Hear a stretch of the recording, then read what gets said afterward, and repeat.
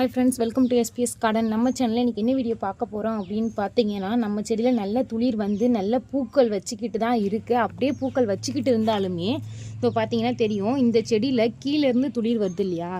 இப்போ பாருங்கள், நம்ம செடியில் இந்த மாதிரி செடி வச்சுருக்கீங்க இல்லையா, அந்த செடி பாட்டம்லேருந்து கீழேருந்து துளிர் வருது. இந்த துளிர்லாம் நல்லா அதுவே தானாக வர்ற துளிர் தான். இந்த மாதிரி துளிர்கள் வந்து செடியில் மொட்டுக்கள் அதிகமாக வச்சு பூக்கள் பூக்கிறதுக்கு ஒரு அருமையான டிப்ஸ் தான் நம்ம இன்றைக்கி பார்க்க போகிறோம். அதுமாதிரி செடியோடைய அந்த ஸ்டெம்பும் தடிமனாக நல்லா எவ்வளோ தடிமனாக இருக்குது பார்த்தீங்களா, அந்த மாதிரி தடிமனாக இருக்கிறதுக்குமே மொட்டுக்கள் அதிகமாக வைக்கிறதுக்குமே நம்ம ஒரு நல்ல யூஸ்ஃபுல்லான டிப்ஸ் தான் இன்றைக்கி சொல்ல போகிறோம்.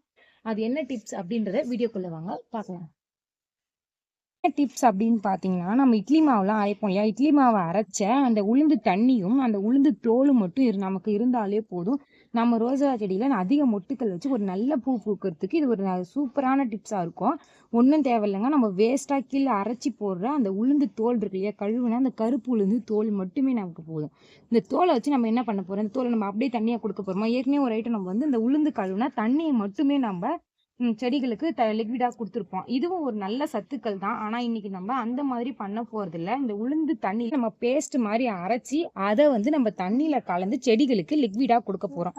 வாங்க ஃபஸ்ட்டு பேஸ்ட் அரைச்சிக்கலாம். இப்போ நம்ம கழுவுன கருப்பு உளுந்து தோலை மிக்சி ஜாரில் போட்டுக்கலாம்.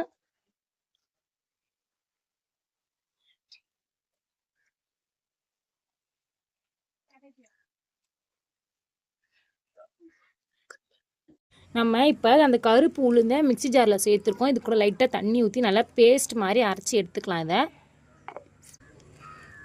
இப்போ இதை நல்லா நம்ம இப்படி பேஸ்ட் மாதிரி இப்படி அரைச்சிக்கலாம். இந்த பேஸ்ட் மாதிரி அரைச்சோம் இல்லையா, இது கூட நம்ம வந்து தண்ணி கலந்துக்கலாம். இந்த பாருங்கள், இந்த அளவுக்கு பேஸ்ட் மாதிரி இருக்குன்னு இந்த அளவுக்கு இருந்தாலே போதும். இதை நம்ம தண்ணி கலந்து அப்படியே செடிகளுக்கு லிக்விடாக கொடுக்க போகிறோம். இப்போ நம்ம வந்து இது உளுந்து வந்து நம்ம கழுவணும் இல்லையா, அந்த உளுந்து கழுவுன அந்த தண்ணி, இதே உளுந்து கழுவுன தண்ணி கூடயே நம்ம அரைச்ச அந்த பேஸ்ட்டை நம்ம சேர்க்க போகிறோம். இந்த தண்ணி கூடயே நம்மளும் கலந்து ஊற்றிக்கலாம். இப்போது நம்ம உளுந்து கழுவின தண்ணி கூட அந்த நம்ம அரைச்ச பேஸ்ட்டை சேர்த்துருக்கோம் இல்லையா, அந்த பேஸ்ட்டு கூட கொஞ்சமாக அந்த மிக்சி ஜாரை கழுவி நம்ம வந்து செடிகளுக்கு தேவையான அளவுக்கு தண்ணி சேர்த்துக்கலாம். இதுக்கு எப்படி பார்த்தாலும் ஒரு 5 லிட்டர் அளவுக்கு தண்ணி சேர்த்தனா கரெக்டாக இருக்கும். சும்மா ஒரு கை அளவுக்கு தான் நான் உளுந்து தோல் எடுத்துருக்கேன். அந்த ஒரு கை உளுந்து தோல் அளவுக்கு நம்ம ஒரு 5 லிட்டர் அளவுக்கு தண்ணி சேர்த்துக்கலாம்.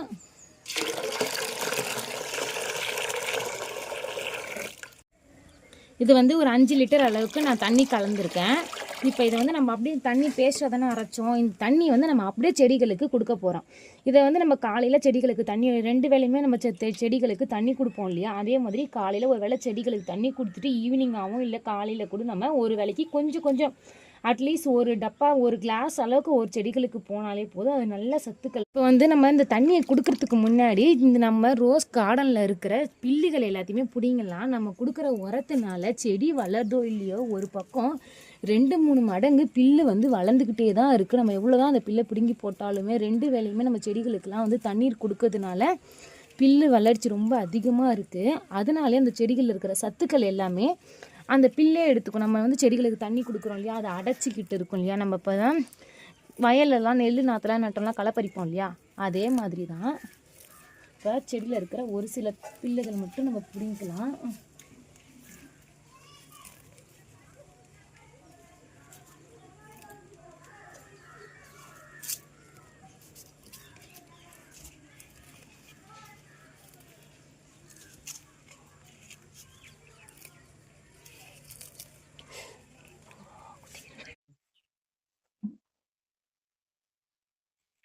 செடிகளுக்கு உரம் கொடுத்தா செடி வளராம அதுக்கான பில்லு தான் நம்மளுக்கு அதிகமா வளர்ந்து நமக்கு வேலை கொடுத்துக்கிட்டே இருக்கு. இதுல வந்து பாத்தீங்கன்னா செடி ரோஸ் செடியில இப்போ வந்து எந்த அளவுக்கு ரொம்ப நல்லா பெருசா தடிமனா இருக்குன்னு பாத்தீங்கன்னா தெரியும். அது கூடவே இது வந்து ஒரு தக்காளி செடி ஒண்ணு வளருது. அந்த செடியை அந்த டிஸ்டர்ப் பண்ண வேணாம், அது ஒரு ஓரமா தான் இருக்குது. ஏன்னா ரோஸ் செடி அங்க வேர் இருக்கு, இது தக்காளி செடி இங்க இருக்கு. அது வருதான்னு பார்ப்போம். அதனால நான் அதை ஒன்றும் பண்ணல. மீதி எல்லாத்துக்குமே பில்லு ஓரளவுக்கு இல்லை, அதெல்லாம் எடுத்தாச்சு.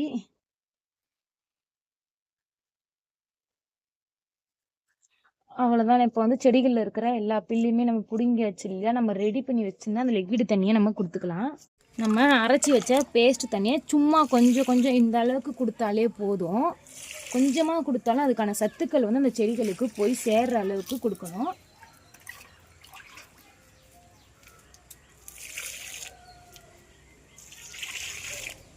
கரெக்டாக அந்த வேரில் ஊற்றணும்.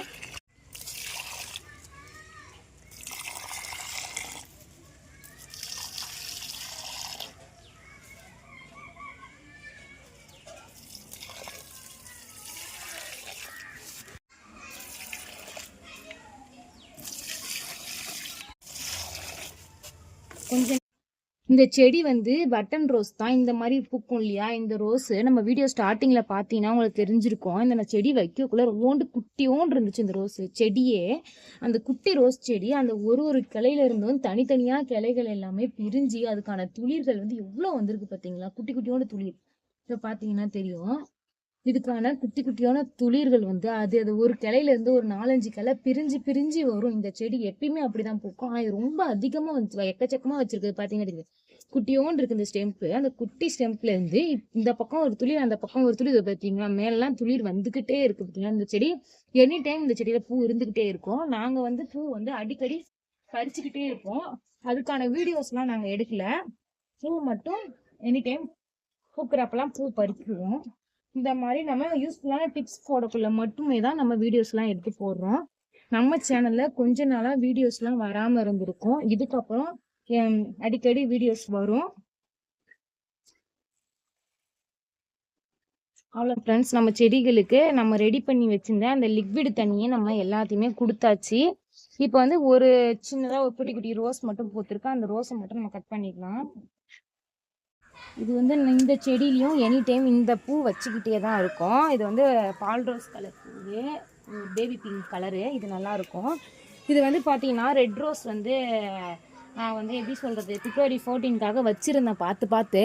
ஆனால் அந்த பூ வந்து அந்த அளவுக்கு பூக்கலை. இது ஃபுல்லாக பூச்சி பிடிச்சி போச்சு. அதனால் அந்த பூவை மட்டும் கட் பண்ணி மட்டும் போட்டுறேன். நம்ம கார்டன்ல இந்த பூ மட்டும்தான் இப்போதைக்கு இந்த வீடியோஸ்க்காக ஒரு பெருசா பூத்திருக்கு. இது ஒரு ரொம்ப திக் பால் ரோஸ் கலர் பூ. எனக்கு ரொம்ப பிடிச்சிருந்து. ரொம்ப நாளா இந்த பூ பூக்கும் அப்படின்னு சொல்லிட்டு வெயிட் பண்ணிக்கிட்டே இருந்தேன். இது நம்ம கார்டன்ல பூத்த பூக்கள் தான். எந்த பூ பிடிச்சிருக்கு அப்படின்னு சொல்லிட்டு கமெண்ட் பண்ணுங்க. யூஸ்ஃபுல்லான டிப்ஸ் உங்களுக்கு கண்டிப்பா இந்த டிப்ஸ் ரொம்ப யூஸ்ஃபுல்லா இருக்கும். செடிகள் அதிகமா துளிர் வரத்துக்குமே, மொட்டுக்கள் வச்சு நிறைய பூக்கள் பூக்கிறதுக்குமே இது ரொம்ப யூஸ்ஃபுல்லான சிம்பிளான டிப்ஸ் தான் இது.